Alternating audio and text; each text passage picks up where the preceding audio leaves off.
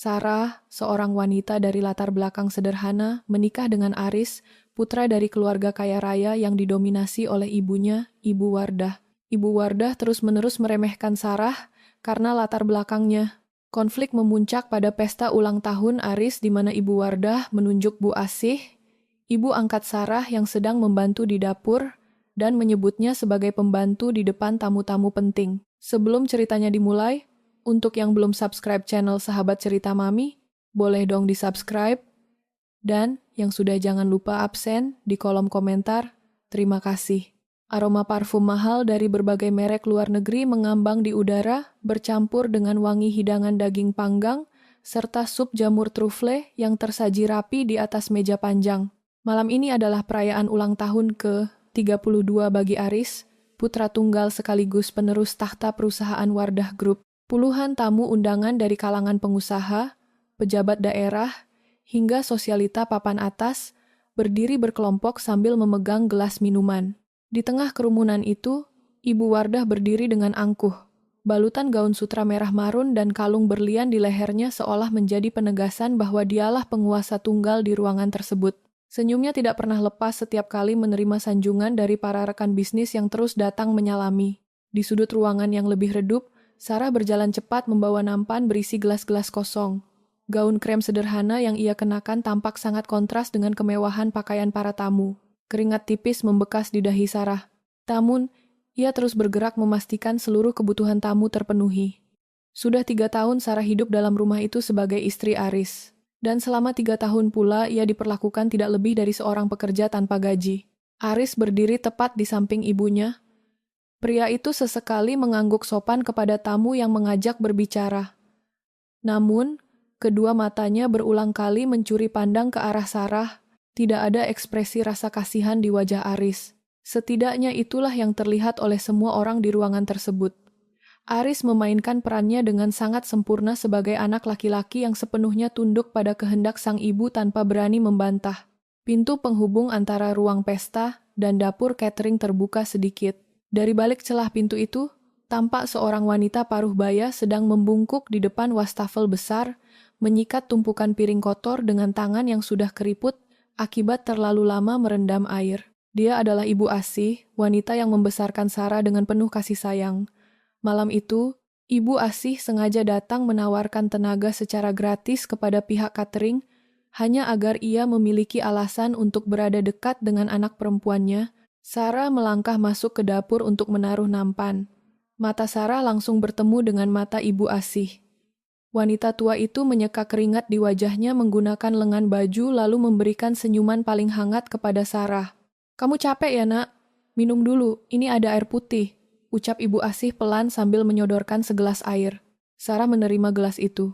Tenggorokannya terasa sesak oleh rasa bersalah yang amat dalam. Ibu seharusnya tidak usah ikut kerja di sini. Sarah bisa mengurus semuanya sendiri. "Ibu tidak apa-apa. Sarah melihat kamu sehat saja ibu sudah senang," jawab Ibu Asih cepat. Sebelum Sarah sempat membalas ucapan ibunya, suara langkah kaki, sepatu hak tinggi terdengar mendekati pintu dapur. Ibu Wardah muncul bersama 2 orang wanita sosialita rekannya. Ketiga wanita kaya itu berdiri tepat di ambang pintu, menatap ke dalam dapur dengan tatapan merendahkan.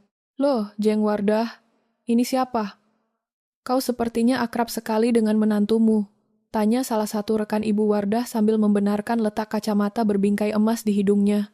Ibu Wardah melirik Sarah sesaat lalu melontarkan tawa sinis yang sengaja dibesarkan suaranya agar terdengar oleh para tamu di dekat area dapur. Jari telunjuk Ibu Wardah terangkat menunjuk tepat ke arah wajah Ibu Asih yang masih memegang spons cuci piring. "Itu pembantu di rumahku," ucap Ibu Wardah dengan nada suara yang sangat tegas dan tajam. Sejenak, aktivitas di sekitar dapur berhenti total. Beberapa tamu undangan yang berdiri di dekat sana menoleh, lalu ikut tertawa kecil mendengar ucapan tuan rumah. Wajah Ibu Asih langsung menunduk dalam. Jari-jarinya yang basah, meremas spons erat-erat, mencoba menyembunyikan rasa malu yang luar biasa. Dia tidak membantah satu patah kata pun demi menjaga posisi Sarah di rumah tersebut. Namun bagi Sarah, dunia di sekitarnya seolah mendadak runtuh. Rasa sabar yang ia pupuk selama 365 hari dikali 3 tahun langsung hangus terbakar pada detik itu juga. Tatapan mata Sarah yang biasanya sayu dan selalu menunduk kini berubah menjadi sorot mata yang sangat dingin. Setajam bilah pisau yang baru didinginkan. Sarah meletakkan gelas air di tangannya ke atas meja dapur. Langkah kakinya terdengar mantap saat ia berjalan keluar dari dapur, melewati tubuh Ibu Wardah tanpa sedikit pun menoleh. "Sarah, mau kemana kamu? Saya belum selesai bicara," bentak Ibu Wardah yang merasa diabaikan. Sarah tidak menjawab. Dia berjalan lurus menuju meja makan utama yang letaknya berada tepat di tengah ballroom. Meja jati panjang berukuran 4 meter itu dipenuhi oleh mangkuk kristal berisi sup panas, tumpukan piring keramik impor, botol-botol minuman mahal, serta kue ulang tahun bertingkat 5 milik Aris. Seluruh mata tamu undangan kini tertuju kepada Sarah yang berdiri sendirian di sisi meja. Tanpa mengeluarkan satu teriakan pun, Sarah membungkukkan badan sedikit, menyisipkan kedua telapak tangannya ke bagian bawah pinggiran meja jati tersebut. Dengan seluruh tenaga yang ia simpan dalam diam, Sarah mengayunkan tangannya ke atas dan membanting meja makan itu sekuat tenaga. Suara dentuman keras terdengar memekakkan telinga. Meja jati seberat puluhan kilogram itu terbalik di udara. Mangkuk-mangkuk kristal pecah berantakan menghantam lantai marmer. Sup panas menyembur ke segala arah, mengenai gaun-gaun mahal para tamu. Kue ulang tahun bertingkat 5 hancur berkeping-keping, menyeret taplak meja putih ke dalam tumpukan pecahan kaca. Kekacauan besar langsung meledak. Para tamu wanita menjerit ketakutan sambil mengangkat gaun mereka, berlarian saling dorong menuju pintu keluar. Beberapa pejabat daerah bergegas menyuruh pengawal mereka membuka jalan. Dalam waktu kurang dari 2 menit, ruangan megah yang tadinya penuh tawa kini berubah menjadi medan runtuhan yang sunyi. Di tengah lautan pecahan keramik dan makanan yang berserakan, Sarah berdiri tegak. Dada wanita itu naik turun mengatur napas, namun wajahnya sama sekali tidak menunjukkan rasa takut. Kedua matanya terkunci rapat pada sosok Ibu Wardah yang berdiri mematung di dekat pintu dapur dengan wajah pucat pasi. Sisa-sisa sup trufle yang menggenang di atas lantai marmer meresap ke dalam pori-pori karpet persia mahal yang letaknya tepat di bawah meja makan yang kini sudah terbalik. Keheningan di dalam ruangan itu begitu pekat hingga suara tetesan kuah dari ujung keramik yang pecah terdengar jelas seperti detak jam dinding. Tidak ada lagi tawa sosialita, tidak ada lagi alunan pembicaraan bisnis. Yang tersisa hanyalah aroma hangus dari lilin kue ulang tahun yang padam paksa di atas kubangan krim vanila. Ibu Wardah berdiri mematung di dekat ambang pintu dapur. Wajahnya yang beberapa menit lalu merona bangga kini berubah menjadi putih pucat, lalu perlahan menjalar merah padam hingga ke daun telinga. Ujung bibirnya berkedut hebat. Selama 30 tahun memegang kendali perusahaan keluarga, belum pernah ada satu orang pun yang berani meruntuhkan harga dirinya secara brutal tepat di depan hidung para pejabat daerah. "Perempuan gila!" bisik Ibu Wardah dengan suara bergetar tertahan. Langkah kaki Ibu Wardah terdengar menghentak keras saat ia berjalan menerjang pecahan keramik tanpa memedulikan ujung sepatu mahalnya yang terkena noda. Ia berhenti tepat 2 meter di depan Sarah. Dada wanita paruh baya itu naik turun dengan napas yang memburu. "Kamu sudah kehilangan akal sehatmu, Sarah? Kamu tahu siapa saja tamu yang baru saja lari ketakutan dari rumah ini? Mereka adalah pemegang saham, menteri, dan investor utama Wardah Group. Kamu baru saja menghancurkan martabat keluarga ini dalam 1 malam." Sarah tetap berdiri di tempatnya. Tidak ada sedikit pun niat darinya untuk menundukkan kepala atau meminta maaf seperti yang selalu ia lakukan setiap kali Ibu Wardah mengomel di pagi hari. Kedua tangan Sarah yang tadi digunakan untuk membanting meja kini tergantung santai di sisi tubuhnya. Tatapan matanya lurus menembus pupil mata Ibu Wardah, menghadirkan ketenangan yang justru terasa jauh lebih mengancam daripada teriakan kemarahan. "Martabat?" Suara Sarah akhirnya keluar. Terdengar sangat stabil dan bening. Keluarga yang baru saja menghina seorang ibu dengan sebutan pembantu di depan khalayak, ramai tidak pernah memiliki martabat untuk dihancurkan. "Lancang kamu!" teriakan Ibu Wardah meledak. Tangan kanan wanita itu terayun cepat ke udara, berniat mendaratkan tamparan keras ke pipi kiri Sarah. Namun sebelum telapak tangan Ibu Wardah mengenai sasaran, sebuah pergelangan tangan yang kokoh menangkap lengannya di pertengahan jalan. Aris sudah berdiri di antara mereka. Cengkeraman tangan Aris begitu kuat menahan lengan ibunya. "Lepaskan tanganku, Aris. Kamu lihat apa yang sudah dilakukan istri tidak tahu diri ini kepada pesta ulang tahunmu?" bentak Ibu Wardah sambil berusaha menarik lengannya kembali. Aris menurunkan tangan ibunya secara perlahan. Pria itu menoleh ke arah Sarah. Di bawah sinar lampu kristal yang sebagian bohlamnya sudah putus akibat getaran meja tadi, mata Aris menatap Sarah dengan sangat intens. Bagi Ibu Wardah yang berdiri di sampingnya, tatapan Aris terlihat seperti sorot mata seorang suami yang sedang kecewa berat terhadap perbuatan istrinya. Namun bagi Sarah, urat di leher Aris yang tidak mengencang serta jemari tangan Aris yang terbuka sedikit di samping paha adalah sebuah kode rahasia. Itu adalah bahasa tubuh yang sudah mereka sepakati sejak 2 tahun lalu. Kode yang artinya, bertahanlah, aku mengontrol situasi di sini. Sarah, ucap Aris dengan nada suara yang sengaja dibuat berat dan dingin. Pesta ini sudah berakhir. Kamu sudah melewati batas. Batas yang mana? Potong Sarah tanpa berkedip. Batas di mana aku harus terus membungkuk saat ibumu menginjak kepala orang yang sudah merawatku sejak bayi. Dari arah dapur, Ibu Asih berjalan keluar dengan langkah tergesa-gesa. Tubuh wanita tua itu gemetar hebat. Ia langsung memeluk pinggang Sarah dari samping, mencoba menarik tubuh anak perempuannya mundur agar menjauh dari Ibu Wardah. Sudah Sarah, sudah nak, ayo kita minta maaf. Ibu tidak apa-apa disebut pembantu, ibu memang orang miskin. Jangan sampai kamu bertengkar dengan suami dan mertuamu gara-gara ibu. Tangis Ibu Asih pecah, memohon dengan suara yang menyayat hati. Mendengar tangisan Ibu Asih, rasa jijik di wajah Ibu Wardah semakin jelas terlihat. Ia berkacak pinggang sambil meludah kecil ke dekat pecahan piring. Drama kampungan, cibir Ibu Wardah. Ia menudingkan telunjuknya ke arah pintu gerbang utama yang masih terbuka lebar. Malam ini juga, detik ini juga. Angkat kaki kalian berdua dari rumah saya. Bawa seluruh pakaian murahan kalian dan jangan pernah menginjakkan kaki lagi di atas tanah milik keluarga Wardah. Ibu Wardah menoleh kepada putranya. Aris, besok pagi hubungi pengacara perusahaan. Urus surat perceraianmu dengan perempuan ini secepat mungkin. Saya tidak sudi kepengurusan saham keluarga kita tercemar oleh nama wanita gila dari pinggiran kota. Aris diam tidak menjawab. Ia hanya menundukkan kepala sedikit, sebuah gerak tubuh yang selalu diartikan oleh ibunya sebagai kepatuhan mutlak. Sarah membalas pelukan Ibu Asih, mengusap punggung wanita tua itu dengan lembut untuk meredakan tangisannya. Setelah itu, Sarah menatap Ibu Wardah untuk terakhir kalinya pada malam tersebut.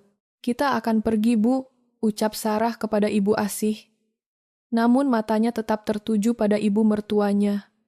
Simpan kata-katamu baik-baik malam ini, Nyonya Wardah, karena saat hari di mana aku kembali ke rumah ini tiba, kamu bahkan tidak akan memiliki satu hak pun untuk berdiri di atas lantai marmer yang sedang kamu injak sekarang. Tanpa menunggu balasan, Sarah menuntun tangan Ibu Asih, berjalan melintasi ruang tamu megah tersebut. Mereka keluar menembus dinginnya angin malam kota, tanpa membawa satupun koper pakaian dari dalam kamar. Di ambang pintu rumah, Aris berdiri mengawasi kepergian punggung istrinya, yang perlahan menghilang di balik pagar besi berukir emas.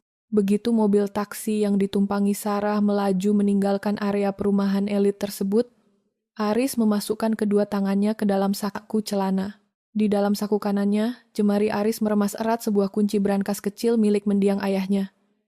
Rencana besar tahap kedua baru saja dimulai.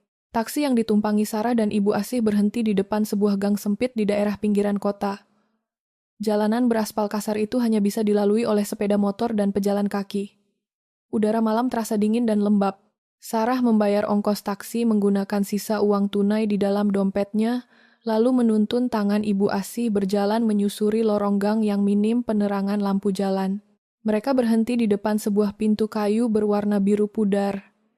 Itu adalah rumah kontrakan kecil berukuran 4 kali 6 meter yang sudah disewa oleh Sarah sejak 1 minggu sebelum pesta ulang tahun Aris berlangsung. Sarah membuka kunci gembok pintu. Ruangan di dalamnya kosong tanpa perabot. Hanya ada sebuah kasur lipat di pojok ruangan, satu buah lampu pijar 15 watt yang menggantung di plafon triplex, dan sebuah kipas angin kecil. Lantai semen rumah itu terasa dingin di telapak kaki. Ibu Asih langsung duduk di atas pinggiran kasur lipat sambil memijat lututnya yang gemetar. Wajah wanita tua itu masih menyisakan ketakutan akibat kejadian di pesta tadi. Sarah, bagaimana nasib kamu selanjutnya? Tanya Ibu Asih dengan suara pelan. Suamimu tidak mencegah ibunya mengusir kita. Kalau kamu bercerai dari Aris, kamu mau kerja apa di kota ini? Ibu merasa bersalah sekali karena sudah datang ke pesta itu. Sarah duduk di samping Ibu Asih. Dia mengambil handuk kecil dari dalam tas jinjingnya, lalu menyeka keringat di leher ibunya. Tatapan mata Sarah sangat tenang, sama sekali tidak menunjukkan kecemasan, seperti orang yang baru saja kehilangan tempat tinggal mewah. Ibu tidak perlu merasa bersalah, jawab Sarah tegas. Kejadian malam ini memang sudah waktunya terjadi. Aku justru bersyukur karena ibu ada di sana. Jadi, aku punya alasan yang kuat di depan semua orang untuk keluar dari rumah Ibu Wardah tanpa menimbulkan kecurigaan bahwa aku sedang menjalankan rencanaku. Ibu Asih mengerutkan kening mendengar jawaban anaknya. Belum sempat Ibu Asih bertanya lebih jauh, suara ketukan pintu terdengar sebanyak 3 kali dengan tempo yang teratur. Sarah berdiri dari kasur dan berjalan membuka pintu. Di balik pintu kayu itu, berdiri seorang pria berumur sekitar 45 tahun mengenakan kemeja rapi berwarna abu-abu dan kacamata baca. Pria itu membawa sebuah tas kerja berbahan kulit hitam. Dia adalah Anton. "Selamat malam, Sarah," ucap Anton sambil membungkukkan badan sedikit sebagai tanda hormat. "Masuklah, Pak Anton. Pintu tidak usah ditutup rapat supaya udara di dalam tidak terlalu pengap," balas Sarah mempersilakan. Anton melangkah masuk ke dalam ruangan sempit tersebut. Ibu Asih terkejut melihat kedatangan pria berpenampilan rapi itu di tengah malam buta. Namun kejutan terbesar bagi Ibu Asih adalah ketika Anton meletakkan tas kerjanya di atas lantai semen, lalu mengeluarkan sebuah stop map berwarna merah dan menyerahkannya langsung ke tangan Sarah dengan sikap sangat tunduk. "Semua berjalan tepat sesuai perhitunganmu, Sarah," kata Anton sambil membuka lembaran catatan. Berita tentang pembantingan meja di pesta ulang tahun Aris malam ini sudah menyebar di grup pesan singkat para pengusaha. 3 investor luar negeri baru saja membatalkan rencana pertemuan bisnis dengan Ibu Wardah untuk besok pagi. Reputasi perusahaan Wardah Group mulai goyah. Ibu Asih menatap Sarah dan Anton secara bergantian dengan rasa bingung. "Pak Anton, ini siapa?" "Sarah, dan kenapa kamu berbicara soal perusahaan Ibu Wardah?" Sarah menarik napas panjang. Dia memegang kedua tangan Ibu Asih erat-erat. Sudah saatnya dia membuka kebenaran yang selama ini dia simpan rapat-rapat bersama Anton. "Ibu," ucap Sarah dengan suara yang sangat jelas. "Pak Anton ini adalah pengacara pribadi mendiang ayah kandungku, Bapak Darmawan. Selama 3 tahun ini, aku berpura-pura menjadi wanita bodoh dan penurut di rumah Ibu Wardah, bukan karena aku kalah. Aku sengaja masuk ke sana untuk mencari dokumen asli hak waris perusahaan dan bukti keuangan yang disembunyikan oleh Ibu Wardah di dalam brankas pribadinya." Mata Ibu Asih membelalak lebar. Tubuhnya kembali gemetar. Namun kali ini bukan karena takut, melainkan karena memori masa lalu yang tiba-tiba kembali terbuka di dalam kepalanya. 25 tahun yang lalu, Ibu Asih bekerja sebagai perawat pribadi di keluarga Bapak Darmawan. Bapak Darmawan adalah pemilik asli kerajaan bisnis properti yang sekarang dikenal dengan nama Wardah Group. Ibu Wardah saat itu hanyalah adik ipar yang bekerja di bagian keuangan. Ketika mobil yang dikendarai Bapak Darmawan mengalami remblong dan masuk ke dalam jurang, Ibu Asih berhasil menyelamatkan bayi Sarah dari dalam kabin belakang sebelum mobil itu meledak. Ibu Asih melarikan bayi Sarah ke kampung halaman karena dia mendengar percakapan telepon Ibu Wardah yang menyuruh orang suruhan untuk memastikan tidak ada korban yang selamat dari kecelakaan tersebut. "Pak Anton berhasil melacak keberadaanku 4 tahun lalu," lanjut Sarah menjelaskan kepada Ibu Asih. "Kami menyusun rencana ini secara detail. Aku tidak bisa langsung menggugat Ibu Wardah ke pengadilan karena semua sertifikat kepemilikan saham sudah dipalsukan atas nama wanita itu. Satu-satunya cara untuk membongkar kejahatannya adalah dengan mengambil buku catatan aliran dana hitam yang disimpan di rumah itu. Dan sekarang Aris sudah mendapatkan kunci brankasnya." "Aris?" Ibu Asih semakin terkejut. "Suamimu ikut membantu kamu?" "Benar, Bu," jawab Sarah. Aris mengetahui bahwa mendiang ayahnya sendiri meninggal karena dikontrol dan ditekan secara kejam oleh Ibu Wardah. Aris sangat membenci ibunya. Dia sengaja menikahi aku supaya aku punya akses sah untuk tinggal di dalam rumah itu. Anton menatap jam tangan kulitnya lalu kembali menatap Sarah. Saham Wardah Group diprediksi akan turun 10% pada pembukaan bursa saham besok pagi. Apa instruksi selanjutnya? Sarah berdiri tegak di tengah ruangan kontrakan yang minim cahaya itu. Sorot matanya tajam menatap ke arah jendela kecil yang menghadap ke langit malam. "Besok pagi, gunakan seluruh dana dari rekening penampungan rahasia milik mendiang ayahku. Mulailah membeli surat utang perusahaan Ibu Wardah yang dijual oleh bank.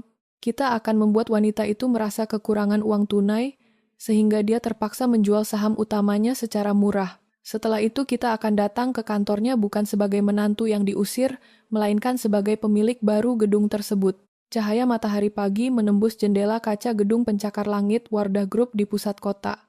Di dalam ruang kerja direktur utama yang luas di lantai 30, suasana terasa sangat tegang. Berkas-berkas laporan keuangan berserakan di atas meja kaca berbingkai perak. Ibu Wardah duduk di kursi kulit kebesarannya dengan wajah kusut. Semalaman ia tidak bisa tidur nyenyak karena telepon genggamnya terus berdering menerima pembatalan sepihak dari para mitra bisnis penting. Pintu ruangan terbuka.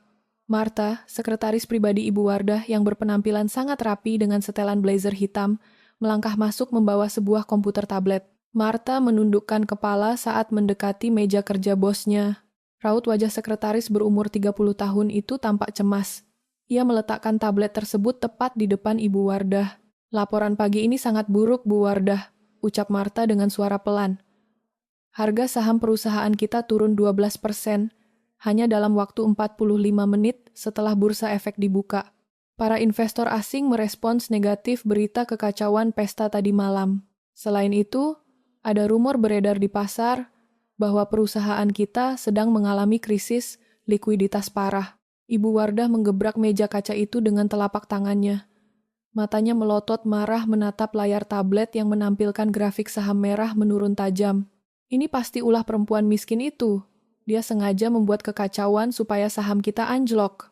Martha, hubungi seluruh redaksi media massa rekanan kita sekarang juga. Sebarkan berita bahwa Sarah mengidap gangguan jiwa berat. Katakan kepada publik bahwa dia mengamuk di pesta ulang tahun suaminya karena ketahuan mencuri perhiasan keluarga lalu melarikan diri dari rumah." "Baik, Bu, saya akan segera mengirim rilis pers ke media," jawab Martha cepat. "Bagaimana dengan rekening bank atas nama Sarah?" "Blokir semuanya," potong Ibu Wardah ketus. "Cabut kartu kredit tambahan miliknya dan pastikan dia tidak bisa mengambil 1 rupiah pun dari uang bulanan yang biasa diberikan Aris. Biarkan dia dan ibunya mati kelaparan di pinggir jalan.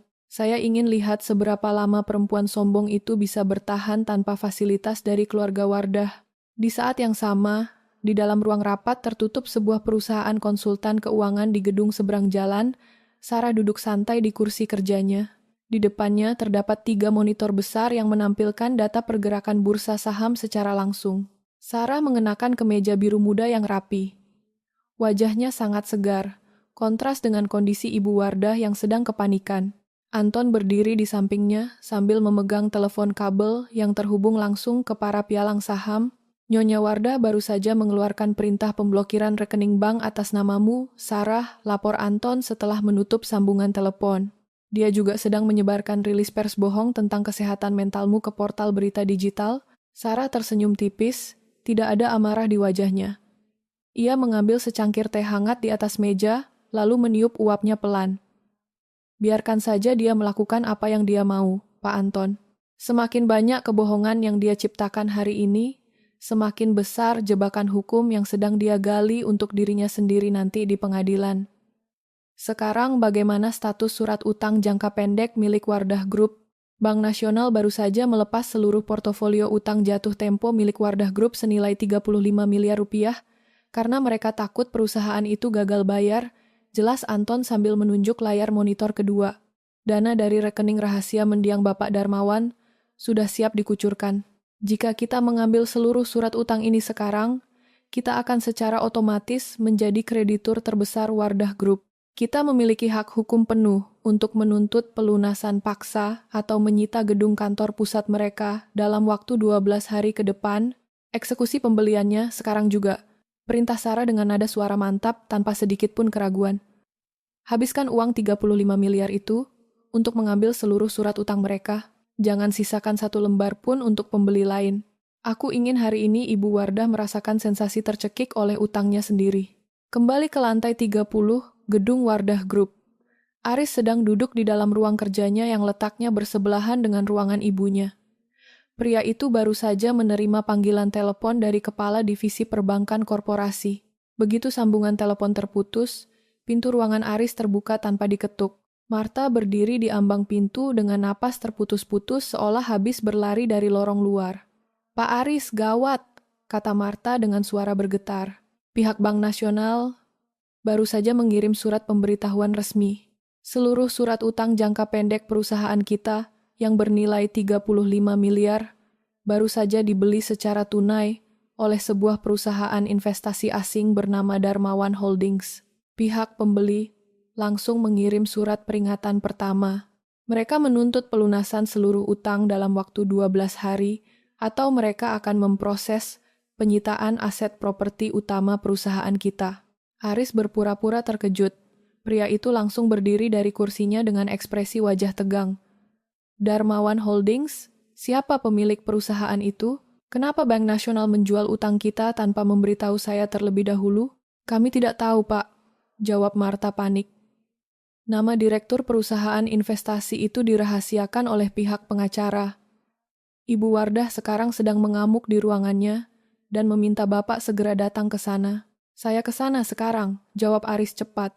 Begitu Marta membalikkan badan keluar ruangan, Aris mengambil telepon genggam dari dalam saku jasnya. Dengan ibu jari yang bergerak sangat cepat, ia mengirim sebuah pesan teks singkat ke nomor kontak rahasia bertuliskan nama Anton. Pesan itu berbunyi, "Umpan sudah dimakan." Ibuku mulai kehilangan kendali bicaranya di depan para direktur. Di dalam ruangan direktur utama, suara pecahan kaca kembali terdengar. Ibu Wardah baru saja melempar komputer tablet milik Marta ke dinding hingga hancur berantakan.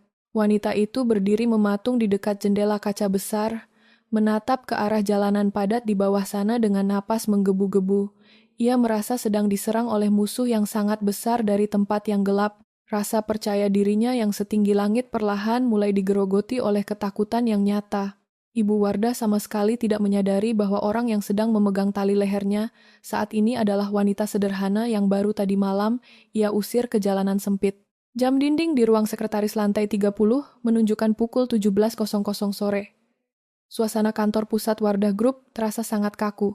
Para karyawan berkumpul di dalam kubikel masing-masing, berbicara dengan suara pelan tentang tagihan utang 35 miliar yang baru saja dilayangkan oleh pihak kreditur baru. Tidak ada satupun kepala divisi yang berani keluar dari ruangan mereka. Semua orang takut terkena amarah Ibu Wardah yang sejak siang tadi terus menggebrak meja kerjanya. Marta duduk di kursi sekretaris, tepat di depan pintu ruangan direktur utama. Jemari tangannya terasa dingin saat mengetik laporan harian. Sebagai orang yang setiap hari mengurus jadwal transaksi perusahaan, Marta tahu kondisi kas Wardah Group saat ini sedang kosong. Semua dana cadangan sudah habis dipakai untuk membeli tanah proyek di luar daerah yang sampai sekarang izin konstruksinya tidak kunjung keluar dari pemerintah. Telepon kabel di meja Marta berdering 2 kali. Marta mengangkat gagang telepon dengan cepat. Suara Ibu Wardah terdengar sangat ketus dari seberang sambungan. Wanita paruh baya itu menyuruh Marta pergi ke ruangan Aris untuk mengambil berkas laporan pajak tahunan perusahaan. Marta segera berdiri dan berjalan menyusuri lorong kantor menuju ruangan wakil direktur yang letaknya tepat di ujung lorong. Pintu ruangan Aris tidak dikunci. Marta membuka pintu secara perlahan. Ruangan kerja itu kosong. Aris sedang pergi menghadiri rapat koordinasi dengan pihak bank di luar gedung. Marta berjalan mendekati meja kerja kayu milik Aris untuk mencari map berkas pajak yang diminta oleh bosnya. Saat Marta menunduk memeriksa tumpukan dokumen di atas meja, matanya menangkap sebuah map plastik bening yang terbuka separuh. Di dalam map tersebut terdapat beberapa lembar rekening koran perusahaan dari bank luar negeri. Di bagian atas kertas itu tertulis judul dengan tinta merah, "Laporan Audit Internal Rahasia." Rasa ingin tahu mengalahkan rasa takut di dalam diri Marta. Dia menarik lembaran kertas itu dari dalam map plastik. Mata Marta membaca baris demi baris angka yang tercetak di sana. Terdapat 12 kali pemindahan dana berukuran besar dari rekening utama Wardah Group ke 3 rekening perusahaan investasi di negara lain. Total dana yang dipindahkan mencapai 40 miliar dalam kurun waktu 1 tahun terakhir. Hal yang membuat seluruh tubuh Marta mendadak kaku adalah tanda tangan persetujuan di bagian bawah setiap lembar transaksi tersebut. Itu adalah tanda tangan Marta sendiri. Ibu Wardah telah memalsukan tanda tangannya secara sempurna untuk mengesahkan pemindahan uang perusahaan ke rekening pribadi di luar negeri. Kenyataan buruk langsung menghantam pikiran Marta. Ibu Wardah sengaja menjadikan dirinya sebagai pelindung hukum jika suatu saat praktik penggelapan uang ini diselidiki oleh pihak kepolisian atau kejaksaan. Jika perusahaan ini bangkrut dan diaudit oleh pemerintah, Martha adalah orang pertama yang akan diseret ke dalam penjara sebagai pelaku utama pemalsuan dokumen keuangan. Dengan tangan gemetar, Martha mengambil telepon genggam dari dalam saku blazernya. Dia memotret setiap lembar bukti pemindahan dana itu dengan tergesa-gesa. Setelah memastikan semua foto tersimpan jelas di dalam telepon, Martha mengembalikan map plastik tersebut ke posisi semula persis, seperti saat dia menemukannya. Dia mengambil berkas pajak di sampingnya, lalu berjalan keluar dari ruangan Aris dengan napas tertahan. Pukul 21.00 malam. Seluruh karyawan sudah pulang meninggalkan gedung kantor. Martha berjalan sendirian menuju area parkir bawah tanah. Langkah kakinya menghentak cepat di atas lantai beton. Dia ingin segera sampai di rumah sakit daerah untuk melihat kondisi ibunya yang sedang merawat penyakit jantung. Begitu Martha mengeluarkan kunci mobil dari dalam tas, sebuah suara wanita menegurnya dari arah belakang. "Selamat malam, Martha." Martha membalikkan badan dengan terkejut. Sarah berdiri tegak 5 langkah di depannya. Wanita itu mengenakan jaket panjang berwarna hitam. Di belakang Sarah terparkir sebuah mobil sedan gelap dengan kaca jendela turun separuh. Pria berpenampilan rapi bernama Anton duduk di kursi kemudi mengawasi situasi di sekitar parkiran. Martha mundur 1 langkah mendekati pintu mobilnya. Dia bersiap membuka mulut untuk berteriak memanggil petugas keamanan gedung. "Jangan buang tenaga kamu untuk berteriak," ucap Sarah dengan nada suara yang sangat datar dan tenang. "Pak Anton sudah mengurus penjaga keamanan di lantai ini supaya mereka berkumpul di pos gerbang depan. Kita perlu bicara mengenai tanda tangan pemindahan dana yang kamu lihat di atas meja kerja Aris sore tadi." Wajah Martha langsung berubah sangat pucat. Matanya melotot menatap Sarah. "Bagaimana kamu bisa tahu soal dokumen itu? Kamu hanya mantan menantu yang sudah diusir dari rumah ini." Sarah melangkah maju 2 langkah. Dia menatap langsung ke dalam mata Martha tanpa rasa ragu. "Aku tahu karena Aris sengaja meletakkan dokumen itu di atas mejanya supaya kamu bisa membacanya. Kami tahu semua rencana licik Ibu Wardah di perusahaan ini." Martha mematung tidak mampu berkata-kata. "Ibumu sedang berbaring di ruang rawat intensif rumah sakit daerah," lanjut Sarah berbicara dengan fakta yang akurat. "Kamu bekerja lembur setiap hari karena kamu butuh gaji dari Ibu Wardah untuk membayar biaya obat ibumu. Tapi, wanita yang kamu layani itu justru sedang mempersiapkan berkas hukum untuk mengorbankan kamu ke penjara agar dia bisa selamat dari tuntutan penggelapan uang perusahaan." Tangisan Martha pecah saat itu juga. Pertahanan mentalnya runtuh mendengar kenyataan tentang ibunya. Dia menutup wajah dengan kedua telapak tangan. "Saya tidak tahu harus berbuat apa. Jika saya melapor ke polisi, Ibu Wardah punya pengacara mahal yang akan membalikan tuduhan kepada saya." Sarah mengambil sebuah map biru dari dalam tasnya. "Ini adalah surat perjanjian jaminan hukum yang dibuat oleh kantor pengacara Pak Anton. Kami akan mengambil alih seluruh kasus hukum perusahaan ini dan memastikan namamu bersih dari semua tuduhan. Selain itu, kami sudah membayar lunas seluruh biaya rumah sakit ibumu sampai dia sembuh total malam ini juga." Martha mengusap air mata di pipinya. Dia membaca lembaran kertas di dalam map tersebut dengan tangan gemetar. Di bagian bawah kertas tertulis rincian pelunasan biaya rumah sakit beserta transfer dana kompensasi sebesar 500 juta ke rekening pribadi Martha. "Apa yang kalian minta dari saya sebagai balasan?" tanya Martha sambil menatap wajah Sarah dengan sorot mata penuh harapan. Sarah tersenyum dingin. "Besok malam Ibu Wardah akan pergi menghadiri acara malam pengumpulan dana sosial di hotel pusat kota. Saat dia pergi, masuklah ke kamar tidurnya, buka laci paling bawah di meja rias miliknya. Di sana ada sebuah buku catatan hitam bersampul kulit.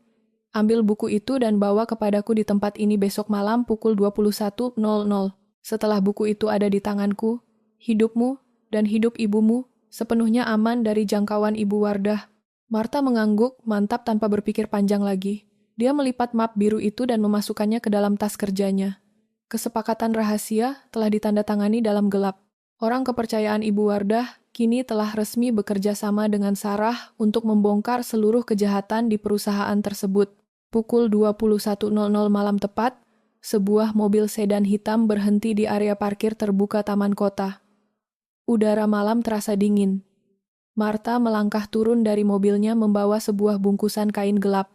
Langkah kaki Marta tergesa-gesa mendekati kaca jendela mobil Anton yang sudah terbuka. Tanpa banyak bicara, Marta menyerahkan sebuah buku catatan bersampul kulit hitam ke dalam tangan Sarah yang duduk di kursi belakang. Sarah membuka halaman pertama buku catatan tersebut di bawah cahaya lampu kabin mobil.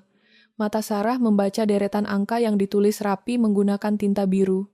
Di sana tercatat seluruh alur penggelapan uang perusahaan Wardah Group selama 15 tahun terakhir, lengkap dengan nomor rekening penampung milik Ibu Wardah di bank luar negeri, namun bukti paling penting berada di halaman paling belakang. Terdapat selembar kertas wasiat asli milik mendiang Bapak Darmawan yang menyatakan bahwa seluruh kepemilikan saham perusahaan diwariskan kepada anak kandungnya, yaitu Sarah. Ibu Wardah sengaja menyembunyikan wasiat asli ini dan memalsukan surat pengalihan harta ke pengadilan 25 tahun lalu. Ini bukti yang sangat sempurna, ucap Anton setelah meneliti keaslian tanda tangan di atas kertas wasiat tersebut. Dengan bukti ini, kita tidak hanya bisa menyita seluruh aset perusahaan atas dasar utang 35 miliar, tapi kita juga bisa memenjarakan Ibu Wardah atas tuduhan pemalsuan dokumen hak waris dan pembunuhan berencana terhadap Bapak Darmawan. Sarah menutup buku catatan hitam itu, wajahnya tetap tenang tanpa ekspresi berlebihan. Simpan buku ini di dalam brankas bank malam ini juga, Pak Anton. Besok pagi pukul 10.00 kita datang ke kantor Wardah Group. Aku ingin menghadiri rapat darurat Dewan Direksi secara langsung. Keesokan harinya, ruang rapat utama di lantai 30 gedung Wardah Group dipenuhi oleh 12 orang anggota Dewan Direksi serta pemegang saham minoritas. Meja bundar besar berbahan kayu mahoni itu penuh dengan map laporan keuangan.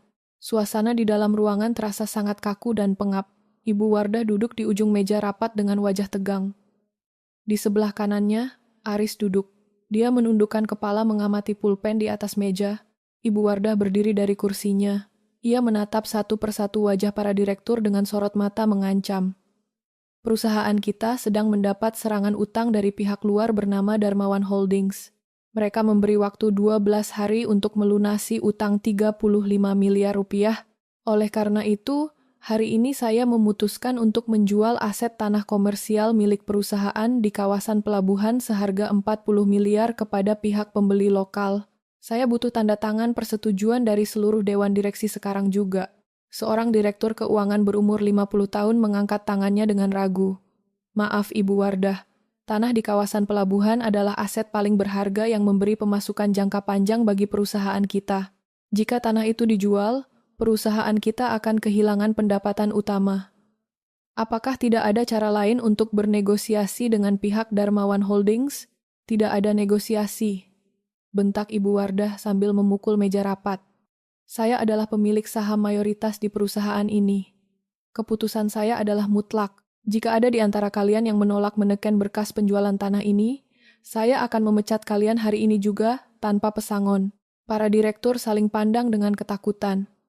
Mereka tidak memiliki keberanian untuk melawan kehendak Ibu Wardah. Satu persatu, direktur mulai mengambil pulpen untuk menandatangani dokumen persetujuan penjualan aset yang diedarkan oleh pegawai divisi hukum. Aris tidak mengambil pulpennya. Pria itu menatap jam dinding di atas papan tulis.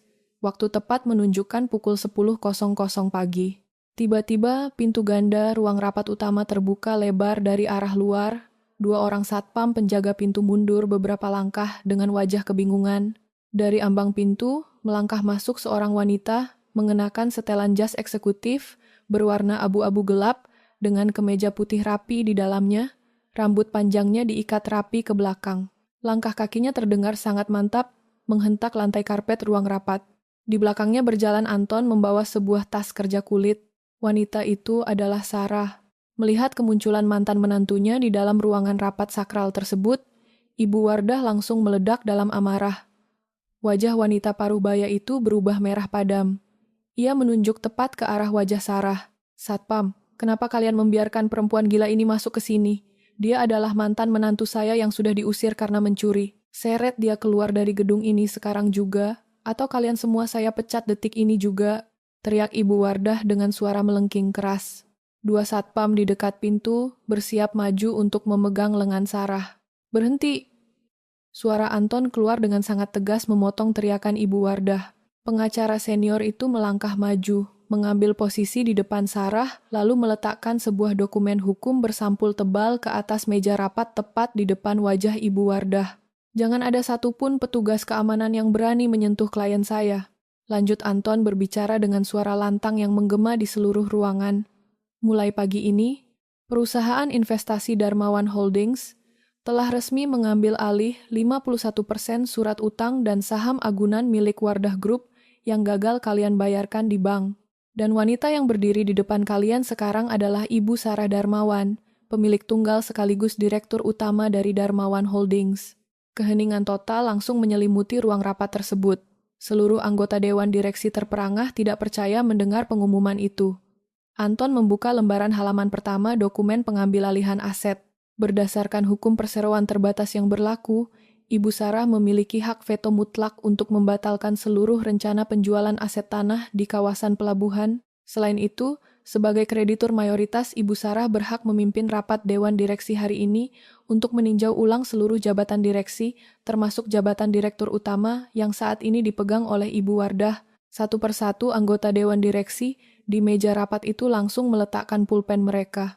Tanpa dikomando, Direktur Keuangan yang tadi sempat dibentak oleh Ibu Wardah berdiri dari kursinya, lalu membungkukkan badan, memberi salam hormat kepada Sarah. Aksi itu langsung diikuti oleh seluruh anggota Dewan Direksi lainnya di dalam ruangan tersebut. Ibu Wardah berdiri mematung dengan bibir bergetar hebat. Matanya melotot menatap 12 orang direktur yang kini berdiri memberi hormat kepada Sarah. Dunia kekuasaan yang ia bangun dengan kesombongan selama 30 tahun baru saja direbut secara paksa di depan matanya sendiri. Hanya dalam waktu 5 menit, ketegangan di dalam ruang rapat utama lantai 30 semakin terasa menyesakkan napas. Pendingin ruangan sentral yang menghembuskan udara dingin seolah tidak mampu meredakan suhu ruangan yang mendadak terasa panas. 12 orang anggota Dewan Direksi masih berdiri membungkukkan badan memberi hormat kepada Sarah. Di ujung meja kayu mahoni, Ibu Wardah berdiri dengan kedua tangan mengepal erat di atas permukaan meja. Napas wanita parubaya itu terdengar kasar dan tidak teratur. Mata Ibu Wardah menatap Sarah dengan sorot kebencian yang sangat mendalam. Namun di balik kebencian itu tersimpan ketakutan yang luar biasa. Sarah melangkah maju mendekati kursi direktur utama yang selama ini diduduki oleh Ibu Wardah. Tanpa tergesa-gesa, Sarah menarik kursi kulit hitam di sebelah kanan Ibu Wardah, lalu duduk di sana dengan sikap sangat tenang. Anton berdiri tepat di belakang bahu kiri Sarah sambil membuka tas kerjanya. Pengacara senior itu mengeluarkan sebuah map plastik tebal berisi lembaran kertas yang sudah menguning dimakan usia beserta beberapa lembar hasil cetakan Laboratorium Forensik Negara. "Ini adalah manipulasi busuk," teriak Ibu Wardah memecah keheningan. Ia menepis tumpukan berkas laporan keuangan di depannya hingga berserakan ke lantai karpet. "Kamu pasti memalsukan semua dokumen utang itu. Sarah, Darmawan Holdings hanyalah perusahaan fiktif yang kamu buat untuk menipu Dewan Direksi di sini. Saya tidak akan menyerahkan kursi kepemimpinan perusahaan ini kepada perempuan pinggiran sepertimu." Anton melangkah maju satu langkah. Ia membuka lembaran map plastik tebal tersebut, lalu membagikan salinan dokumen kepada seluruh anggota Dewan Direksi yang sudah kembali duduk di kursi masing-masing. "Silakan periksa lembar kelima dari berkas yang saya bagikan," ucap Anton dengan suara lantang dan tegas. Itu adalah salinan surat wasiat asli milik mendiang Bapak Darmawan yang dibuat 3 bulan sebelum beliau meninggal dunia akibat kecelakaan mobil 25 tahun lalu. Di dalam pasal kedua wasiat tersebut tertulis sangat jelas bahwa seluruh saham perusahaan properti yang beliau rintis diwariskan sepenuhnya kepada putri kandung tunggal beliau yang bernama Sarah Darmawan. Para direktur langsung menunduk membaca salinan surat wasiat tersebut dengan teliti. Suara lembaran kertas yang dibalik terdengar serempak di dalam ruangan. Berdasarkan hasil uji laboratorium forensik kepolisian terhadap tinta dan serat kertas, lanjut Anton menjelaskan, surat pengalihan harta yang didaftarkan oleh Ibu Wardah ke Pengadilan Negeri 25 tahun lalu terbukti 100% merupakan hasil pemalsuan tanda tangan. Ibu Wardah menjiplak tanda tangan mendiang Bapak Darmawan saat jenazah beliau belum selesai dimakamkan. Wajah Ibu Wardah berubah semakin pucat pasi. Tubuhnya bergoyang sedikit seolah kehilangan keseimbangan. Namun ego yang tinggi membuat wanita itu menolak menyerah begitu saja. Ia menoleh dengan cepat ke arah putranya yang duduk di seberang meja. "Aris," panggil Ibu Wardah dengan suara melengking panik. "Kenapa kamu diam saja melihat ibumu difitnah seperti ini? Panggil pengacara pribadi keluarga kita sekarang juga. Usir pengacara penipu ini dari ruangan rapat. Katakan kepada semua direktur di sini bahwa surat wasiat itu adalah barang palsu. Semua mata di meja rapat kini menoleh ke arah Aris. Pria berjas hitam itu perlahan mengangkat kepalanya. Tidak ada ekspresi panik atau marah di wajah Aris. Pria itu berdiri dari kursinya secara perlahan, mengancingkan satu kancing jasnya dengan rapi, lalu berjalan melintasi ujung meja rapat. Aris tidak berjalan untuk mendekati ibunya, melainkan berjalan lurus menuju ke sisi tempat Sarah duduk. Aris berhenti tepat di samping kanan Sarah. Pria itu meletakkan sebuah alat perekam suara digital berukuran kecil ke atas meja kayu mahoni, tepat di tengah-tengah tumpukan dokumen rapat. Aksi Aris tersebut membuat Ibu Wardah menahan napas dengan kening berkerut bingung. Aris, apa yang sedang kamu lakukan di situ? Kenapa kamu berdiri di samping perempuan itu? Tanya Ibu Wardah dengan suara bergetar. Aku sedang menyelesaikan tugas yang sudah kubuat sejak 2 tahun lalu, Bu. Jawab Aris dengan suara yang sangat dalam, tenang, dan dingin, tanpa ada sedikit pun rasa hormat tersisa. Aris menekan tombol pemutar pada alat perekam suara digital tersebut, rekaman suara yang diambil secara sembunyi-sembunyi 2 tahun lalu. Di dalam ruang kerja, Ibu Wardah langsung mengalun jelas lewat pengeras suara kecil alat itu. Suara Ibu Wardah di dalam rekaman terdengar sangat jernih, sedang memarahi Aris karena mempertanyakan berkas kecelakaan mendiang paman dan kakeknya. Di dalam rekaman itu, suara Ibu Wardah terdengar mengucapkan kalimat kriminal yang fatal. Kamu tidak usah banyak tanya soal kematian pamanmu Darmawan. Kalau saya tidak menyuruh mekanik memotong kabel rem mobilnya 25 tahun lalu, kamu dan saya sekarang masih hidup miskin di rumah kontrakan kumuh. Semua harta ini saya rebut pakai darah supaya kamu bisa jadi direktur. Rekaman suara itu berhenti berputar. Suasana di dalam ruang rapat terasa seperti kuburan yang sunyi. Para direktur menatap Ibu Wardah dengan tatapan ngeri dan jijik, seolah sedang menatap seorang pembunuh berdarah dingin. Tubuh Ibu Wardah langsung merosot jatuh ke atas kursi kerjanya. Lututnya terasa lemas tidak bertulang. Ia menatap anak kandungnya sendiri dengan mata membelalak lebar. Seakan seisi kepala wanita itu baru saja dipukul menggunakan martil besi. Kamu? Bisik Ibu Wardah mengarahkan jari telunjuk yang gemetar hebat kepada Aris. Kamu menjebak ibumu sendiri? Sarah berdiri dari tempat duduknya. Ia menatap Ibu Wardah dari atas ke bawah dengan tatapan menguasai keadaan. Aris tidak menjebakmu. Dia hanya memilih untuk berdiri di sisi kebenaran demi menebus dosa keluargamu terhadap keluargaku. Surat bukti kejahatan keuangan dari buku catatan hitam milikmu, serta rekaman pengakuan pembunuhan ini, sudah dikirim oleh Pak Anton ke kantor Kejaksaan Tinggi 1 jam sebelum rapat ini dimulai.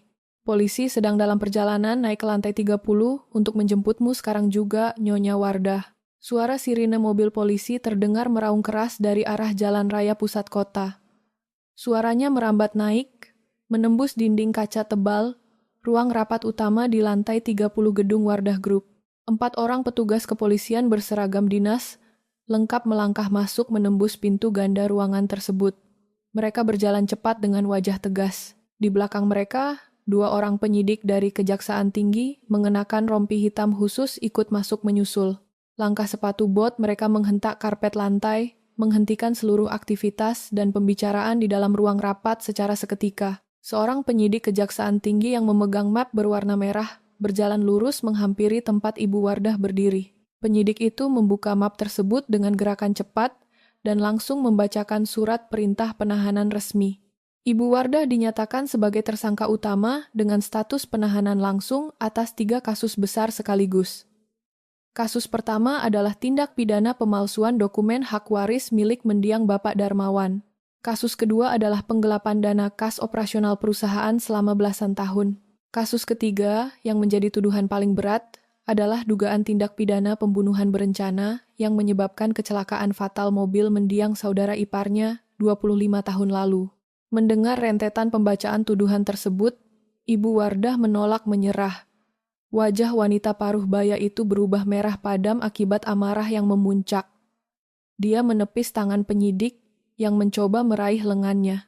Dia memukul meja rapat dari kayu mahoni di depannya berkali-kali. Ibu Wardah menolak ditangkap. Saat 2 orang polisi wanita maju untuk memegang kedua lengannya dari arah samping, Ibu Wardah meronta hebat. Dia menjerit dengan suara keras, mengutuk Sarah dan Aris dengan kata-kata paling kasar. Namun, tenaga wanita paruh baya itu tidak ada artinya di hadapan petugas keamanan. Borgol besi berdenting tajam saat mengunci pergelangan tangan Ibu Wardah secara paksa. Wanita yang selama 30 tahun terakhir selalu memberikan perintah dan dihormati oleh ribuan karyawan perusahaan itu, kini ditarik keluar dari ruang rapat. Dia diseret menuju pintu keluar seperti seorang pelaku kriminal biasa. Seluruh anggota dewan direksi yang duduk melingkari meja rapat hanya diam menundukkan kepala. Tidak ada satupun dari mereka yang berani mengangkat wajah atau sekadar membuka mulut untuk memberikan pembelaan hukum kepada mantan direktur utama tersebut. Aris memalingkan wajahnya menatap ke arah luar jendela gedung. Rahang pria berjas hitam itu mengeras. Beban tanggung jawab yang dia emban selama bertahun-tahun untuk membongkar kejahatan ibunya sendiri akhirnya selesai hari ini. Sarah berdiri tegak di posisi yang sama di ujung meja rapat. Mata Sarah menatap lurus ke arah punggung Ibu Wardah yang perlahan menghilang di balik pintu kayu ruang rapat tanpa menunjukkan sedikit pun rasa iba. 3 jam setelah proses penangkapan di gedung kantor pusat selesai, iring-iringan mobil kepolisian tiba di depan gerbang besi berukir emas milik keluarga Ibu Wardah. Rumah mewah yang terletak di kawasan perumahan elit itu tampak sangat sepi dari bagian luar. Matahari siang hari bersinar sangat terik, menyorot langsung ke arah pilar-pilar besar penyangga atap teras utama. Ibu Wardah dipaksa turun dari dalam mobil tahanan oleh petugas kepolisian. Rambutnya yang tadi pagi ditata sangat rapi kini berantakan menutupi sebagian wajahnya. Pintu gerbang utama rumah dibuka secara paksa menggunakan alat pemotong besi oleh petugas kejaksaan. Tim penyidik masuk dan menyebar ke seluruh penjuru ruangan rumah berukuran raksasa tersebut. Mereka membawa puluhan lembar stiker merah bertuliskan tanda penyitaan aset negara, siap ditempel di setiap barang berharga yang mereka temukan. Proses penyitaan harta berlangsung sangat cepat, teliti, dan sistematis. Petugas membongkar paksa pintu brankas lapis baja yang tersembunyi di balik lemari pakaian di dalam kamar tidur utama. Seluruh perhiasan berlian, kalung emas murni, dan deretan jam tangan impor seharga puluhan miliar dimasukkan ke dalam kantong plastik barang bukti transparan.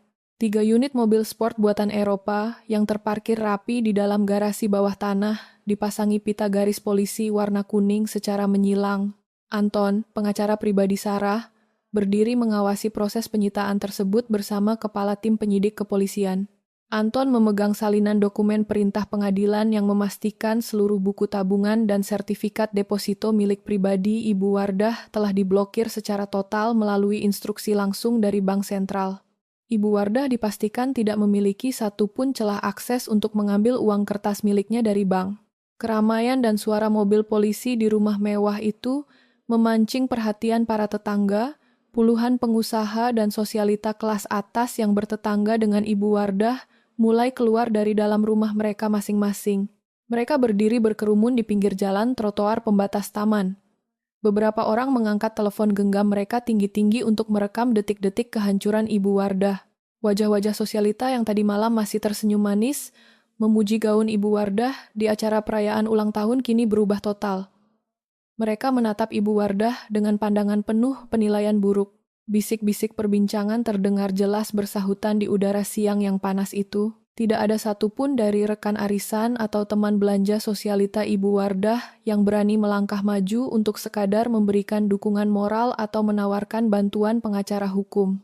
Mereka semua secara serentak menjaga jarak, takut ikut terseret ke dalam kasus penipuan berskala besar tersebut. Ibu Wardah menundukkan kepalanya dalam-dalam. Dia berusaha keras menutupi wajahnya menggunakan telapak tangannya yang terikat erat oleh borgol besi. Rasa bangga dan kehormatan wanita itu hilang sepenuhnya di hadapan orang banyak.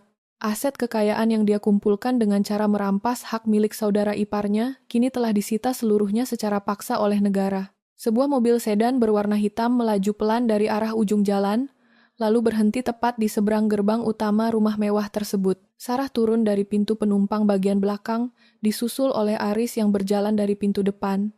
Mereka berdua sengaja datang ke lokasi eksekusi pada waktu yang tepat untuk menyaksikan langsung proses penyegelan aset tersebut. Ibu Wardah mendongakkan wajahnya saat mendengar suara pintu mobil Sarah ditutup. Kebencian kembali terlihat jelas di matanya. Namun kali ini kebencian itu bercampur dengan rasa putus asa. Sarah berjalan pelan melintasi jalan aspal bergaris putih, lalu berhenti tepat 5 langkah di depan posisi Ibu Wardah berdiri. Sarah menatap Ibu Wardah dari ujung kepala hingga ujung kaki.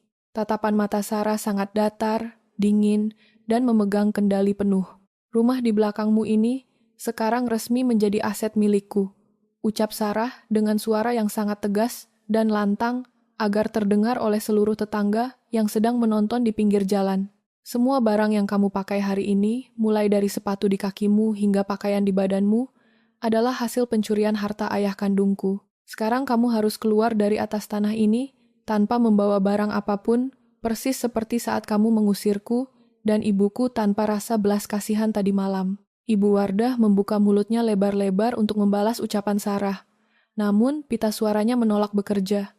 Napas wanita paruh baya itu tercekat hebat. Fakta bahwa dia kini tidak memiliki rumah dan jatuh miskin memukul kesadarannya secara telak. 2 orang petugas kepolisian langsung memegang bahu Ibu Wardah, memaksanya masuk kembali ke dalam mobil tahanan berjeruji besi untuk dibawa menuju ruang sel tahanan isolasi. Sarah dan Aris berdiri berdampingan di tepi jalan, mengawasi mobil tahanan tersebut melaju pergi meninggalkan kompleks perumahan elit itu untuk selama-lamanya. Ruang kunjungan tahanan di markas kepolisian pusat memiliki dinding beton tebal yang dicat abu-abu pudar. Udara di dalam ruangan itu terasa sangat pengap dan berbau karbol pembersih lantai yang menyengat hidung. Sebuah meja besi panjang berkarat membelah ruangan menjadi 2 bagian. Di satu sisi, meja duduk seorang tahanan wanita mengenakan seragam oranye bernomor dada warna hitam. Tahanan itu adalah Ibu Wardah. Penampilan Ibu Wardah hari ini sangat jauh berbeda dengan sosok wanita angkuh yang selalu memakai perhiasan berlian di setiap acara. Rambutnya yang mulai beruban dibiarkan tergerai berantakan menutupi sebagian dahi.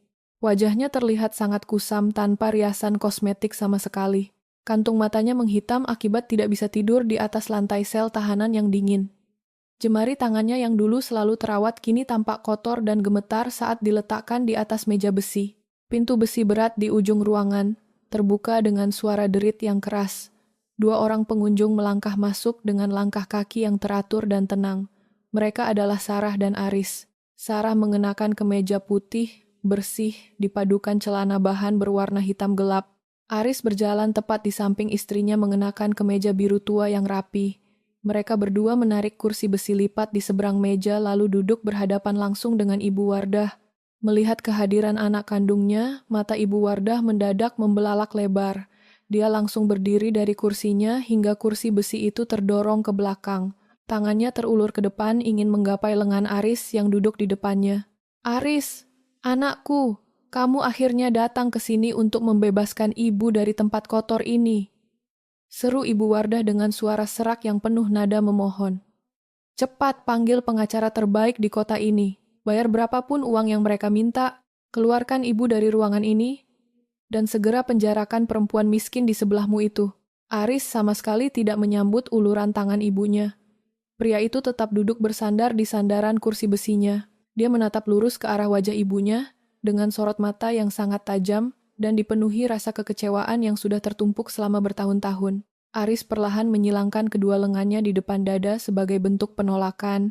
"Aku tidak datang ke sini untuk membantumu keluar dari penjara," jawab Aris dengan intonasi suara yang berat dan sangat datar. "Aku datang ke tempat ini hanya untuk memastikan bahwa kamu akan menghabiskan sisa umurmu di balik jeruji besi atas semua kejahatan pembunuhan dan pencurian harta yang kamu lakukan 25 tahun lalu." Wajah Ibu Wardah berubah pias mendengar jawaban putranya. Tangannya ditarik kembali secara perlahan ke atas pangkuannya. Sorot mata memelas di wajahnya seketika berubah menjadi amarah yang memuncak. Dia memukul meja besi itu dengan kepalan tangan kanannya berulang kali untuk melampiaskan kekesalan. "Anak durhaka, anak tidak tahu diuntung," teriak Ibu Wardah dengan keras memecah kesunyian ruang kunjungan tahanan. "Ibu melakukan semua ini hanya untuk kamu. Ibu merebut harta pamanmu dengan tangan kotor supaya kamu bisa tumbuh menjadi pewaris tunggal perusahaan raksasa itu. Ibu menyingkirkan semua orang yang mencoba menghalangi jalanmu. Dan begini caramu membalas pengorbanan besar ibumu? Kamu justru memilih untuk bekerja sama dengan perempuan miskin ini demi menghancurkan ibu kandungmu sendiri?" Sarah mendengarkan teriakan itu tanpa berkedip sedikit pun. Dia duduk tegak memancarkan wibawa seorang pemimpin perusahaan yang sebenarnya. Saat Ibu Wardah mulai kehabisan napas karena berteriak, Sarah memajukan badannya sedikit ke arah meja besi pembatas. Dia melipat kedua tangannya di atas meja dan menatap tajam menembus bola mata Ibu Wardah. Kamu tidak pernah melakukan semua kejahatan itu untuk Aris. Ucap Sarah dengan tegas memotong pembelaan Ibu Wardah. Suara Sarah terdengar sangat jernih. Di dalam ruangan sempit tersebut, kamu merebut paksa harta mendiang ayahku semata-mata untuk memuaskan keserakahan dan gila hormatmu sendiri. Kamu membunuh ayahku dengan kejam. Kamu juga menyiksa batin mendiang suamimu sendiri setiap hari, sampai dia meninggal dalam keadaan depresi berat karena tidak tahan lagi melihat semua kejahatan yang dilakukan oleh istrinya. Ibu Wardah menatap Sarah dengan tatapan penuh kebencian dan rasa jijik. Kamu tidak tahu apa-apa soal sejarah keluarga ini, Sarah. Kamu hanyalah anak perempuan bodoh dari kampung yang kebetulan sangat beruntung bisa menemukan dokumen wasiat tua itu secara tidak sengaja di dalam rumahku. Sarah tersenyum tipis merespons hinaan tersebut. Senyum itu sama sekali tidak menunjukkan rasa marah, melainkan sebuah kepuasan penuh dari rencana panjang yang akhirnya berhasil dieksekusi dengan sempurna tanpa ada satupun celah kegagalan. Aku mengetahui semuanya sejak hari pertama aku menginjakkan kaki di rumahmu, kata Sarah dengan suara pelan namun menekan mental lawannya. Ibu Asih sudah menceritakan seluruh kebenaran tentang kecelakaan ayahku sejak aku berumur belasan tahun. Aku sengaja belajar ilmu manajemen bisnis dan mencari dukungan hukum dari Pak Anton dalam diam. Aku dengan sengaja mendekati Aris dan menikah dengannya. Semua tindakan bodohku selama 3 tahun terakhir, kulakukan dengan kesadaran penuh sebagai bentuk penyamaran. Ibu Wardah menahan napasnya secara refleks. Matanya kembali melotot memandang wajah anak kandungnya yang duduk tenang. Dan aku menyetujui seluruh rencana Sarah sejak awal pernikahan kami, sambung Aris dengan suara tegas membenarkan ucapan istrinya. Aku sendiri yang menyerahkan alat rekaman suara pengakuanmu 2 tahun lalu. Aku yang sengaja menduplikat dan memberikan kunci brankas rahasiamu kepada Sarah. Aku juga yang sengaja membiarkan Martha menemukan laporan keuangan aliran dana palsu di atas meja kerjaku sore itu. Aku sengaja berpura-pura menjadi anak laki-laki bodoh yang selalu tunduk pada semua perintah gilamu, hanya untuk mengulur waktu sampai Sarah benar-benar siap mengambil alih semuanya secara hukum. Kaki Ibu Wardah mendadak terasa kehilangan semua tenaga penyangganya. Dia kembali menjatuhkan tubuhnya ke atas kursi besi dengan napas tersengal-sengal. Kesombongan harta yang selama ini selalu menjadi fondasi utama kehidupannya hancur berkeping-keping. Anak kandung yang paling dia banggakan dan dia bela dengan darah ternyata adalah otak penggerak yang mengatur strategi dari dalam rumahnya sendiri untuk menjatuhkannya. Sarah mencondongkan wajahnya sedikit lebih dekat ke arah Ibu Wardah. Jarak wajah mereka kini hanya terpaut kurang dari setengah meter. Sarah ingin Ibu Wardah mendengar kalimat terakhir ini dengan sangat jelas dan menancap kuat di dalam ingatannya. Aku membiarkan kamu menikmati seluruh harta ayahku selama bertahun-tahun. Aku membiarkan kamu merasa aman berada di posisi puncak dunia. Aku sengaja menahan diri dan bersabar saat kamu dengan sombong menghina ibuku di depan semua tamu pestamu malam itu. Aku memang sengaja membiarkan kamu menimbun kekayaan sebanyak mungkin dari keringat para karyawan hanya untuk satu tujuan pasti, ucap Sarah dengan penekanan nada yang lambat pada setiap kata yang dia bunyikan. Aku ingin merebut seluruh kekuasaanmu kembali dalam satu hari dan menghancurkanmu sepenuhnya, hingga kamu tidak memiliki sisa harta atau sisa harga diri untuk melanjutkan hidup. Ibu Wardah sama sekali tidak sanggup merespons ucapan Sarah. Tubuh wanita tua itu hanya bisa bergetar hebat di atas kursinya. Rasa takut yang luar biasa besar akhirnya menguasai seluruh jalan pikirannya. Dia baru menyadari bahwa musuh yang selama bertahun-tahun dia anggap lemah dan dia injak-injak nyatanya adalah pemangsa cerdas yang sudah mengikat lehernya secara rahasia sejak hari pertama mereka bertemu. Waktu kunjungan tahanan akhirnya dinyatakan habis melalui pengeras suara oleh penjaga penjara. Sarah dan Aris langsung berdiri secara bersamaan dari kursi mereka tanpa mengucapkan satu patah kata perpisahan sama sekali. Mereka berdua membalikkan badan dan berjalan mantap keluar dari ruang kunjungan yang pengap tersebut. Pintu besi langsung ditutup rapat oleh penjaga, mengurung Ibu Wardah sendirian di dalam ruangan gelap itu, meninggalkannya bersama rasa penyesalan, rasa malu, dan ketakutan masa depan yang akan menyiksanya hingga akhir usianya. 6 bulan telah berlalu sejak peristiwa penangkapan besar di ruang rapat utama gedung Wardah Group. Musim hujan mulai mengguyur seluruh sudut kota, membawa hawa dingin yang menusuk tulang. Di sebuah fasilitas perawatan kejiwaan milik pemerintah yang terletak jauh di pinggiran kota, seorang wanita paruh baya duduk meringkuk di sudut kamar isolasi berdinding beton putih. Wanita itu adalah Ibu Wardah. Pakaian seragam pasien berwarna biru muda yang ia kenakan tampak sangat kebesaran menutupi tubuhnya. Berat badannya turun drastis akibat menolak makan. Rambutnya yang beruban dipotong pendek secara paksa oleh perawat dan dibiarkan berantakan. Ibu Wardah terus menggumamkan deretan angka laporan keuangan yang tidak jelas maknanya. Tangannya sibuk menggosok permukaan lantai keramik berulang kali, seolah ia sedang menghitung tumpukan lembaran surat saham perusahaan. 2 orang perawat masuk membawa nampan makanan sore. Ibu Wardah langsung membentak mereka dengan suara serak. Ia mengklaim bahwa makanannya telah diracun oleh direktur saingan, dan ia menuntut untuk segera dihubungkan dengan pengacara pribadinya. Perawat itu mengabaikan teriakannya, meletakkan nampan di atas meja plastik, lalu mengunci pintu kembali. Tidak ada satupun rekan sosialita, teman arisan, atau kenalan bisnis yang pernah datang mengunjunginya. Wanita yang dulu sangat memuja status sosial itu kini sepenuhnya dilupakan oleh pergaulannya, terperangkap di dalam ruang isolasi akibat ketidakmampuannya secara medis untuk menerima kenyataan jatuh miskin. Sementara itu, pemandangan yang sama sekali berlawanan terjadi di pusat kota. Rumah mewah berukir emas yang dulu menjadi simbol kesombongan dan kekejaman Ibu Wardah, kini telah dirombak total bentuk dan fungsinya. Papan nama besar berbahan logam bertuliskan, Yayasan Asih terpasang sangat kokoh di depan gerbang utama. Sarah menepati janjinya secara nyata. Ia mengubah rumah tempat ia dulu diinjak-injak menjadi sebuah pusat bantuan hukum mandiri dan tempat perlindungan aman bagi wanita yang menjadi korban kekerasan. Siang itu, kegiatan operasional yayasan berjalan dengan sangat teratur. Ibu Asih berdiri di ruang tamu utama yang kini disulap menjadi ruang pendaftaran dan ruang tunggu dokter. Wanita tua itu mengenakan kebaya rapi, berwarna coklat terang. Wajahnya memancarkan kebahagiaan saat ia menyambut para wanita yang datang mencari tempat berlindung. Sarah berdiri di dekat tangga utama, mengamati seluruh aktivitas dengan senyum tenang. Aris menemani Sarah, sibuk mengordinasikan jadwal konseling psikologi yang disewa khusus oleh yayasan. Pria itu menolak untuk bercerai.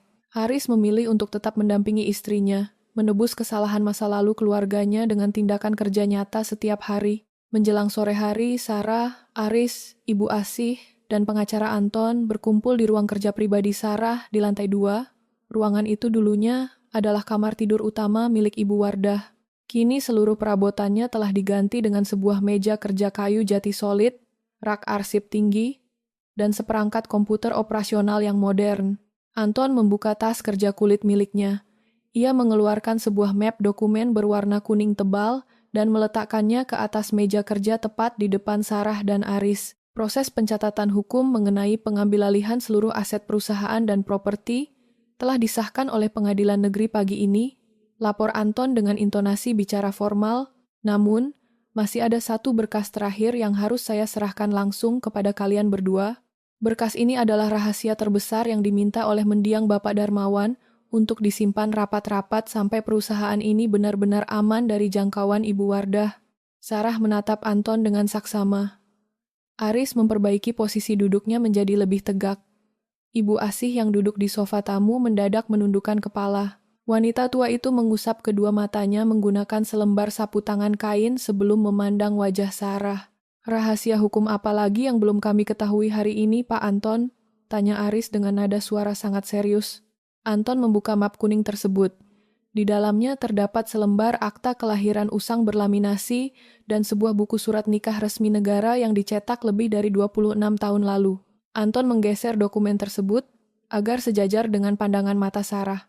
Selama puluhan tahun ini, catatan publik dan bahkan Ibu Wardah sendiri meyakini bahwa kamu adalah putri kandung Bapak Darmawan dari istri kedua yang diselamatkan oleh perawat keluarga. Jelas Anton perlahan dan sangat berhati-hati. Namun cerita adopsi itu hanyalah rekayasa penyamaran tingkat tinggi yang disusun sendiri oleh Bapak Darmawan. Beliau melakukan itu untuk melindungi identitas garis keturunanmu yang sesungguhnya di mata hukum. Sarah mengerutkan kening. Ia menunduk membaca nama yang tertera pada kolom nama ibu di lembar akta kelahirannya. Mata Sarah membelalak lebar. Jantungnya berdegup sangat kencang saat membaca nama lengkap. Ibu Asih tercetak jelas di sana dengan stempel resmi pemerintah. Sarah segera menoleh ke arah Ibu Asih dengan pandangan menuntut penjelasan langsung mengenai keaslian dokumen tersebut. Ibu Asih mengangkat wajahnya perlahan. Ia membalas tatapan anak perempuannya itu dengan senyum haru dan air mata yang mengalir membasahi pipinya.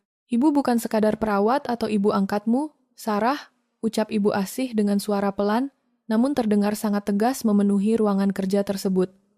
Ibu adalah ibu kandungmu yang melahirkanmu. Aris berdiri dari tempat duduknya mendengar pengakuan tersebut. Sarah terdiam mematung, menanti Ibu Asih melanjutkan penjelasannya mengenai silsilah keluarga mereka. Dulu, ibu adalah istri sah dari putra kakekmu yang lahir dari pernikahan pertama. Lanjut Ibu Asih mengurai sejarah keluarga yang ditutupi. Keluarga Ibu Wardah selalu berasumsi bahwa suamiku sudah disingkirkan tanpa meninggalkan keturunan sama sekali. Mereka melakukan manipulasi data untuk menguasai perusahaan utama. Bapak Darmawan selaku adik dari suamiku mengetahui kejahatan pencurian aset tersebut. Beliau menyembunyikan ibu di kampung terpencil, memalsukan identitas ibu sebagai pekerja rumah tangga, agar ibu bisa membesarkanmu tanpa dicurigai oleh Ibu Wardah. Bapak Darmawan menyerahkan seluruh hartanya kepadamu sebelum beliau meninggal. Karena secara hukum garis keturunan darah, kamu adalah pewaris tunggal paling murni dari pendiri pertama perusahaan ini. Kamu bukan anak pungut, Sarah. Mendengar penjelasan runut tersebut, Sarah langsung beranjak dari kursinya. Ia berjalan cepat menghampiri Ibu Asih dan memeluk ibu kandungnya itu dengan ikatan yang sangat kuat. Fakta ini menyatukan seluruh logika kehidupannya. Ia tidak hanya berhasil membalas kejahatan terhadap mendiang ayah angkatnya, tetapi ia telah mengambil kembali aset hak milik keluarganya yang dirampas secara paksa puluhan tahun silam. Aris memandang interaksi keluarga itu dengan perasaan yang sangat lega. Kewajiban moral keluarganya di masa lalu kini telah dilunasi secara penuh. Aris melangkah mendekati Sarah, lalu menyentuh bahu istrinya dengan sentuhan yang menenangkan.